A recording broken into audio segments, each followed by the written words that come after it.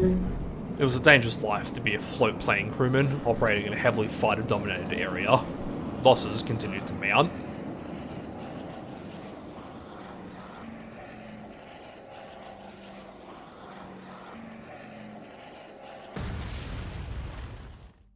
Ladies, gents, and everybody in between, welcome back to the Dutch East Indies. Catalinas were being chased back to Darwin, while Darwin itself came under air attack, the two transports of Convoy Stanton almost coming under attack in the process. Of course, the P-40 Warhawk stationed at Darwin wouldn't allow this, shooting down the wave of 6 attacking bombers. So, with that out of the way, what's the situation? Jakarta was going to fall. I simply didn't have the troops needed to hold the city, nor the transport capacity to get those troops to the city in the first place. I did, however, have 2 destroyers immediately on hand, plus another destroyer and 2 small transports in the area, so Task Force Aegis departed Surabaya after rearming to begin the evacuation of Jakarta. Meanwhile, Convoy Stanton, which had just arrived at Darwin, loaded fuel and engineering supplies and set a heading for Christmas Island, where it was planned for troops loaded aboard the destroyer HMS Javelin to land. While Jakarta was certainly lost, Christmas Island wasn't too far away, and in any case, fortifying the island was one of the core objectives of the campaign. But of course, this wouldn't meet the Eastern Indies campaign mod if a wrench didn't get thrown into the works. And the wrench in this case was a larger landing force showing up just outside Surabaya. Given the time of day, aircraft were not available to oppose the landings, and I had to sit back and watch as troops were landed on the Dutch fleet base. It wasn't all bad. In spite of a shore bombardment, the force balance was in my favour, but that still left the enemy right on the doorstep. Fearing that this force had a battlecruiser in its midst, Task Force Aegis continued onwards to Jakarta, while the B-17 squadron at Singasari flew out to meet this force on its exfil.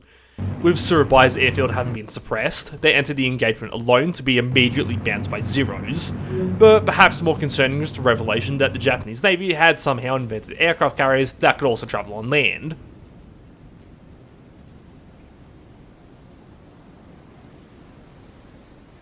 Given that the B-17s were all doomed from the start, they at least attempted to attack the Shikaku-class carrier that was actually in the water. 3 of the 6 actually managed to survive long enough to get their bombs away. Ultimately though, their sacrifice was for naught, no hits being scored in the carrier. And with the engagement, all of the B-17s I had access to were gone. Now, at this point, the destroyer Javelin was ordered towards Surabaya to reinforce the garrison with her limited number of troops aboard. On the west end of the island of Java, Task Force Aegis arrived to begin evacuating troops, but because there was a carrier division in the Java Sea, they took the long way to get back to Surabaya, heading through the Sunda Strait and tracking along the southern coastline. In the meanwhile, the small airfield at Kupang was attacked by bombers, for which the flight of Buffaloes there was scrambled to intercept. 5 of the 6 were shot down, but for the loss of 2 of the fighters. Overnight, Javelin arrived to drop off troops at Surabaya before heading around to continue her original mission to bring troops to Christmas Island, this time planning to take troops from Silcap instead of from Kupang. Later that day, while the various groups were in transit, Hudson bombers from Surabaya spotted a pair of submarine chasers deep in the Java Sea while on patrol and attacked. Unluckily, no hits scored.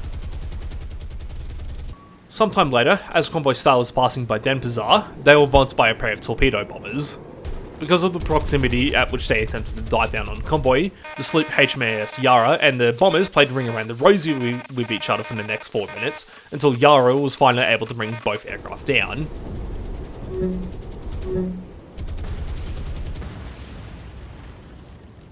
Naturally, this attracted attention from other air bases, for which the CW-21s and Hawk 75s from Surabaya flew out to protect the convoy from. The level bombers were handily dealt with, but the accompanying dive bombers managed to land 3 hits on Sandstar, causing some nasty flooding. Nightfall allowed the various forces to transit unmolested. Javelin picked up troops from Silcap and brought them to Christmas Island, while Convoy Star made it to Surabaya by the afternoon of the 18th. The supplies they brought to the besieged port drastically set the force balance back in my favour. Having now freed up cargo space, the convoy then made the mistake of heading into the Java Sea to evacuate troops from Jakarta. Nearby, Javelin soon arrived at Christmas Island to properly occupy the area before she too joined evacuation efforts. Not far behind, Task Force Aegis also steamed for Jakarta. Under the cover of darkness, the destroyers just about made their runs in and out without being harassed. But just as Javelin had arrived at Surabaya, bombers were on their way to hit the port. Fighters were scrambled, shooting down all 6 without much issue. More bombers were then picked up to the east. This turned out to be a singular shipboard float plane, which was handily dealt with. Suspecting an enemy formation was somewhere in the area, bombers and float planes of my own were sorted to find a source, but night fell before anything was detected. Wary of the possibility of a follow-up landing, the cruisers Exeter and Houston remained by Surabaya, while the destroyers, Courtenay and Express, were detached to continue evacuation efforts. Further up the Java Sea, a Hudson found the presumed source of that float plane, a 4-ship force which was tracking east and away from Surabaya. Given that the position was just barely in range of Wirraways from Kopang, the flight of 4 were dispatched to make a raid. Unfortunately, no contact was made and the bombers returned to base. Back in the west, Convoy Star arrived at Jakarta to pick up the last of the troops stationed there. This completed the evacuation. However, it also meant that Jakarta was now a Japanese-controlled airfield. To make matters worse, increased aerial activity meant there was most likely a carrier group in the area. Convoy Star booked it for the Sundra Strait, but they soon came under air attack. Wave 1 was a squadron of Key 27 fighters which strafed the ships, setting Ocean Victory on fire but otherwise doing negligible... But otherwise doing fuck all damage. Over Java, fighters from Surabaya and Silicap were flying out intercept bombers coming from Denpasar, 3 Betty torpedo bombers being downed. This then attracted attention towards Tarsal's Aegis when Zeros from their same base flew over the heavy cruisers. Soon the entire feeder was buzzing with air activity. Wave 2 consisted of a squadron of carrier-based Zeros making more gun runs on Convoy Star. All 3 ships were strafed, but no lasting damage was incurred. In the midst of all this, another Hudson had picked up a small convoy north of Kopang, for which the Wirraways would launch the strike once more.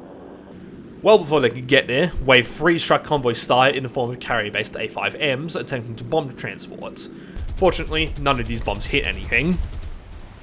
In the interlude, Convoy Stanton had just about arrived at Christmas Island when they hit an encounter. This turned out to be from a submarine lurking in the area. Lacking any kind of escort, the convoy got out of the combat area, dropping off their cargo at the island before beating a hasty withdrawal back to Darwin. Similarly, the destroyers Javelin, Express and Courtenay, all operating in a single formation, came across a submarine whilst on their way back to Surabaya. Of course, given that 2 of the 3 destroyers were British and therefore had a personal vendetta against submarines and U-boats,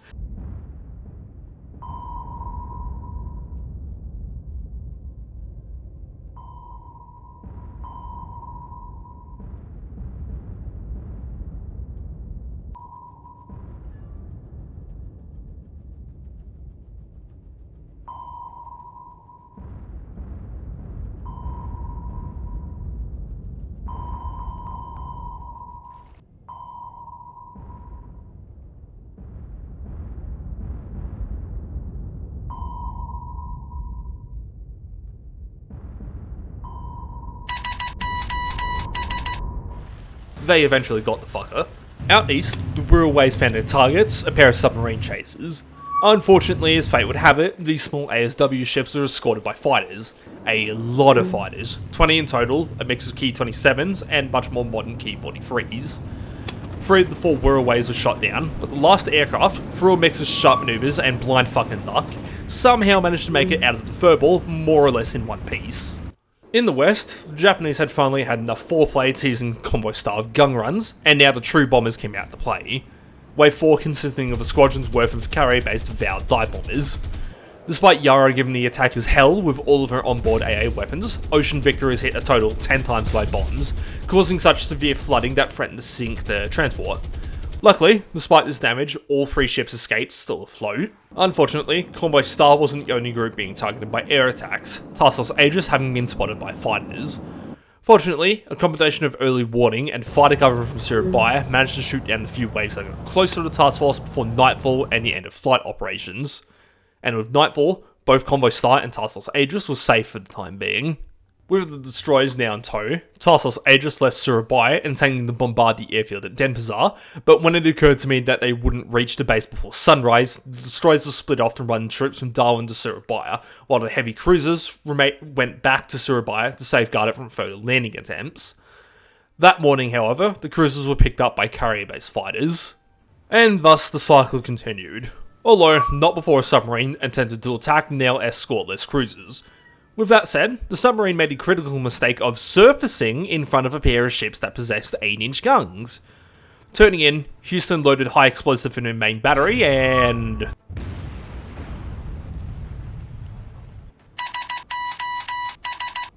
Despite having been thoroughly amused by sinking a submarine via the main battery of a heavy cruiser, the reality was that the bombers were now pouring in. It took a second for the enemy to actually force the encounter, but they got it eventually. Japanese fighters had forced Surabaya's own fighters to withdraw, and thus the ships had to roll dog the encounter using only their onboard AA.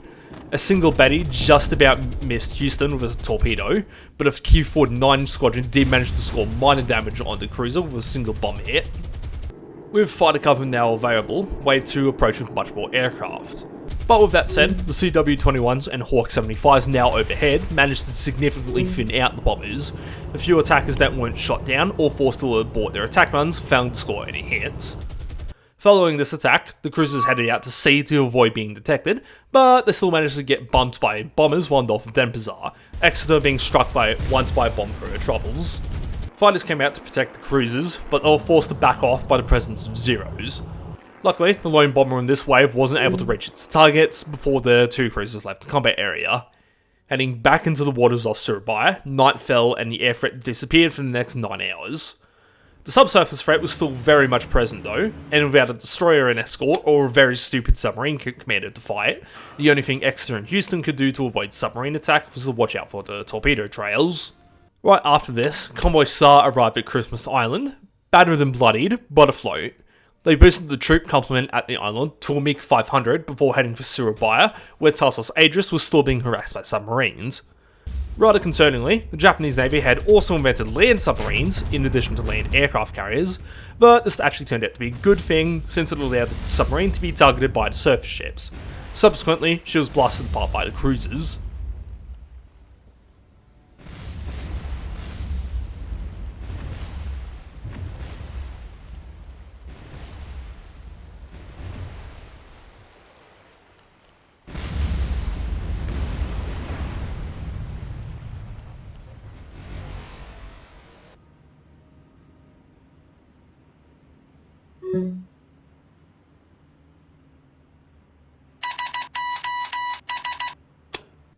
Now, at this point, I was looking through the available submarine list, since my plan was to acquire a new sub at the end of the week after the loss of HMNLS 019 the previous week. I had wanted a British submarine, the HMS Truant, as she had the most torpedoes of the available choices, but because she was only available from Darwin, I instead set my sights on another Dutch submarine, since those were available from Surabaya, much closer to the front line. The following days saw the same usual burst of aerial activity, yet even more attention directed towards Tassos Aegis when they were detected by a float plane. The first wave of that morning was broken up and all attacks shot down before they could reach the cruisers, but it had come at the cost of 2 fighters.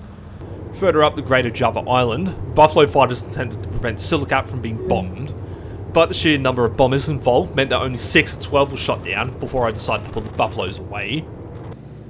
The next wave after that saw a squadron of carrier-based Kates coming after the cruisers. Luckily, it appeared that these aircraft were loaded with bombs instead of their usual torpedo loadouts, but the number of attackers versus the number of fighters available to intercept them meant that some of the gates got through. Luckily, those that did get through failed to score any hits. Just as the cruisers were being bumped by carrier-based fighters, the end of the week rolled around. Immediately after getting out of that encounter, I spent a hefty amount of my accumulated command points on the Dutch submarine HMNLS 021. She was immune to air attack being a submarine, but nearby Tassos Aegis was not. But that'd have to wait for next week. This has been the East Indies campaign for War on the Sea. Stay frosty, folks, and I'll catch you on the next one.